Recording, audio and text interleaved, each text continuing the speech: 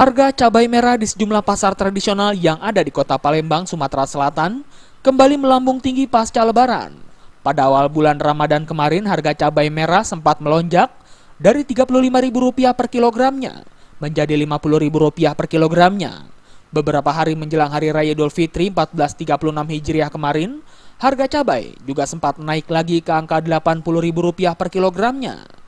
Bahkan harga cabai merah kini kembali melesat jauh ke angka Rp100.000 per kilogramnya.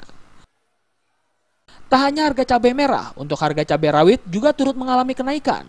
Harga mulai dari Rp70.000 menjadi Rp100.000 per kilogramnya.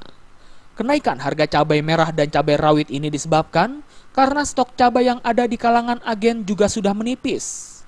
Selain itu, sejumlah daerah pemasok cabai dari Pulau Jawa belum memasok cabai secara normal hingga warga maupun pedagang mengeluhkan kondisi ini.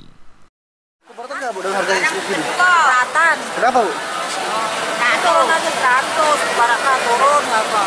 Cabai 100, rawit 100. Lalu sebelumnya berapa? Tak duwe barangnya 80. Kenapa bisa naik Mbak?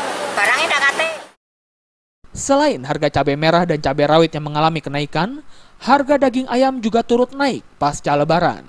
Jika sebelum hari raya harga daging ayam hanya Rp36.000 per kilogramnya, kini harga daging ayam mengalami kenaikan sebesar Rp1.000 menjadi Rp37.000 per kilogramnya.